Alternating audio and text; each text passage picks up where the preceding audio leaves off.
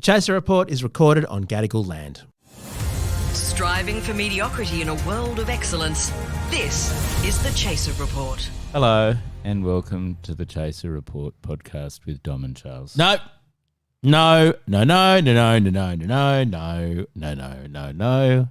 Australia has spoken, Charles. Australia said no. No. 60% of Australia said no. Yes, which actually leads me to think that the polls all along were wrong because the polls said, no will win by like 45-65 or 47-53 or something like that. No, it was much wider margin. The polls totally got it wrong. They were skewed in favour of the yes the whole way. They were just biased in favour of yes. Outrageous. They should have talked to real Australians, shouldn't they? No. More after this.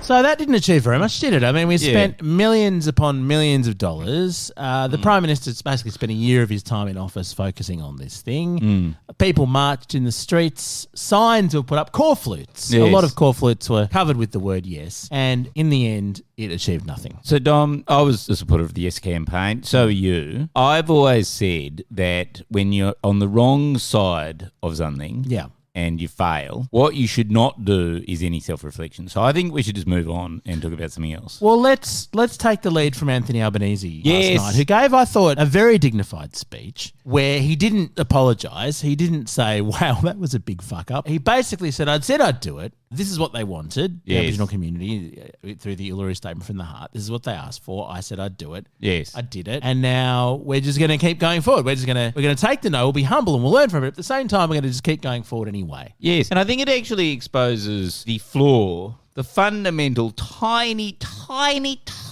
flaw with the Labor Party's approach to everything, which is they got into power and they went, look, we're not going to promise you much.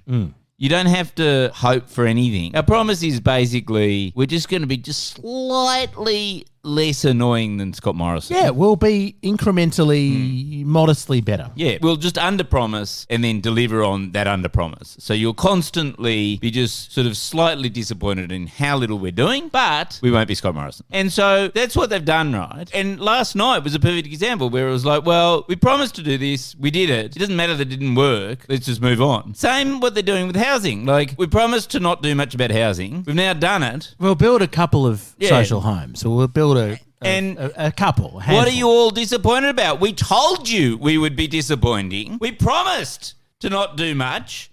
We're not doing much.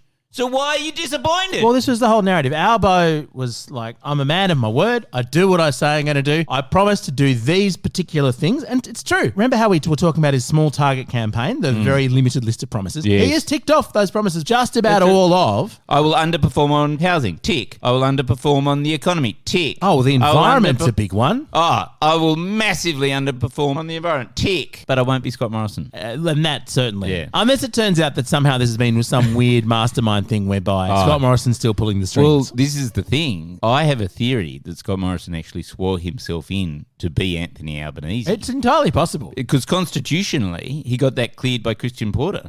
Charles, we can be a little bit honest about the Voice now. There's been a little bit of a don't undermine the cause type discussion. Don't talk down your own side. Don't ask the hard questions. Don't go, Pat Cummins is a lovely guy, but maybe he's a fucking shithouse captain. Don't go, can we at some point explain what this is going to be and how it's going to work? Because at one point, I remember we were talking with James Schleffel, you and I said, I wonder if it's going to backfire, not having provided any details. Maybe it would have been sensible to at least say, here's the bill that the government would want to pass if the Voice gets up. Presumably they'd thought at some point about what they would do next. Now we will never know. We will never know what the Voice would have looked like. They'll never have to put flesh on the bones at all. There must be some sort of cabinet document that will come out in 30 yeyears.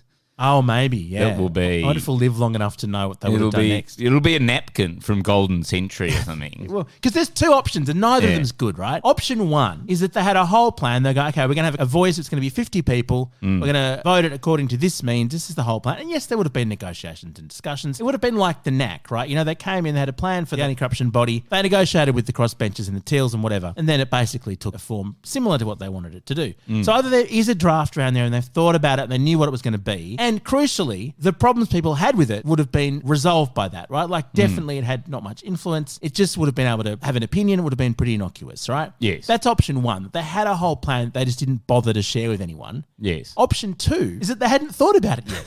That they'd been, we'll fix it if it gets up. Yeah. And referendum probably won't get up, let's be honest. I will just do this because I said I'd do it. I don't want to be a liar. Yes. I promised. That is what happened. I promised Dr. Pingo I'd go ahead on his deathbed, and I don't want to let that down. He couldn't be bothered putting it together. Maybe he is Scott Morrison. That sounds like a very Scott Morrison. Not my job. Not my job to give you the details. Why would you bother? It's like an assignment that, if you're going to drop out of the course, you don't want to bother doing the assignment too early. No. So neither of those options is very good, is it? Because now we have no clue what the voice is. And this is the other thing that I've been just holding off. I've been biting my tongue on for a long time. I might have said it at some point in the podcast. But people have to remember that this voice was designed in part by Julian Leeser. Yes. Now, we've known Julian Leeser for a long. I'm fond of Julian Leeser, but I've known him since, university days. He is a very conservative man. I think the word you're looking for is twat. He is a man who asked for a copy of the Constitution as a young boy. Yes. And who is, for some reason, fanatically devoted to keeping it the same. He used to keep a copy of the Constitution underneath his bed and look at it. He was the young fogey who was the young monarchist, right? He was the only person in the campaign who was a young monarchist back in the Republic campaign. So the fact that he was comfortable with this whole concept of the voice, that he thought it was an acceptable path forward, just goes to show that it was incredibly not radical. The idea that would be divisive and change anything dramatically, it wouldn't have. Julian Leeser would never have ticked off on anything that wasn't very, very, very modest. But maybe therein lies the problem. Maybe the fact is that people want radical change when it comes to dealing with big problems. And things like the way we treat Indigenous and First Nations people is actually a big problem and shouldn't be solved by things that Julian Leeser approves likes. of. Well, look, then you're getting to the Lydia Thorpe point of view. Oh, shit. Which we'll get into more in a moment. The Chaser Report. Now with extra whispers. Now, I tweeted something at a crucial moment on referendum night that went incredibly viral. At the moment, it's had 114,000 views. Oh, my God. And I was a bit frustrated, Charles, because I was sitting there watching Lydia Thorpe talk about how the voice was ridiculous and what we needed was a treaty.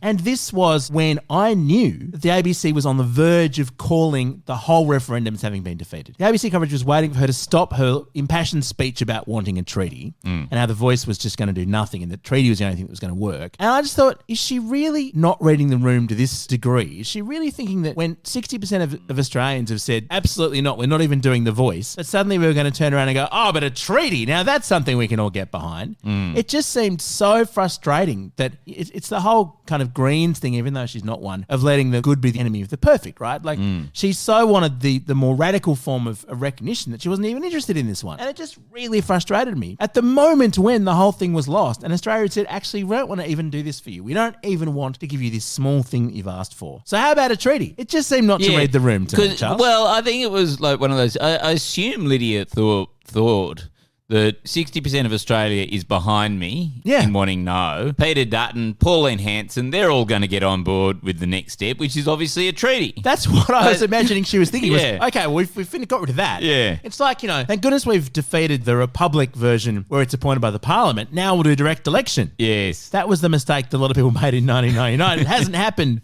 all these years later. Oh, man. A lot of people woke up this morning thinking, well, at least Dutton is toast. And I just want to correct people on that because you can't really toast potato. It's more sort of like, isn't he French fried or Charles, isn't he... you can put a potato. Isn't he mashed or roasted? You can put it in foil and just put it in a fire, can't you? Yeah, it's a camping trick. But what I would say is that I think that those people are being as naive as an Albanese. Oh, wow. If I really? can coin that phrase. The point was made that every single Teal seat along the East Coast voted yes by quite a large margin. Basically, if you live near a CBD, the closer you are to the CBD, the more likely you are to vote yes. It was actually extraordinary the way that worked. Basically, the more rural and regional you are, until you get to the point where actually you're in a remote Indigenous community where they did vote yes. Up to that point, further you got from the like main post office in your state, the more likely you were to vote no. It was This really was an inner city elite thing in the end, The Voice. So I wouldn't be waking up Sunday morning and I was Peter Dutton. I wouldn't be going, oh, drat it, I now will never win Zali Steggall's seat or Monique Ryan's seat. I'd be going, right, there's a whole lot of outer suburban fringe seats that voted vastly against The Voice, against the express wishes of Anthony Albanese. How the hell can I run a whole lot of other culture war issues and take out those seats in the next election and get elected without winning back any of the teal seats? And I think Labor strategists are going, well, the next election's in the bag because, Dutton needs the teal seats. They've never been elected before without the teal seats. Well, I'm here to say, actually, there is a way forward, which is if you do a far-right populist movement where you go, clearly Labor is just trying to impress all the harbour side elites and the beach-loving elites that live right next to your beach and your... The yes on C, basically. And then run a whole lot of horrible campaigns where you just lurch further and further towards a sort of populist right agenda, then you can pick off the thing. And the thing that Peter Dutton seems to be harping on about over and over again is that Albo is all talk but doesn't deliver on anything, right? And I know Labor strategists are sort of scratching their head going, I don't think that resonates because Albo has consistently under-promised and then delivered on those under-promises, right? As we said at the start of the podcast. But it has an emotional truth, which is, yeah, sure, you elected Albo because he wasn't Scott Morrison, but emotionally, the idea was, I'm electing this guy because he'll be in some ways better. And I'll be doing better. Yeah. And this is the thing that's so rough about this, Charles. And Dutton did keep going on about this. Why are we having a referendum when everyone's worried about the cost of living? And it's certainly true that if Labor can't make any inroads on cost of living in a year's time, yes, they could be in serious trouble. We do dump governments in a recession. But I will disagree with you slightly, Charles, because of the polls. And this is the thing that's so fascinating. The news poll that came out on Friday night, just before the referendum day,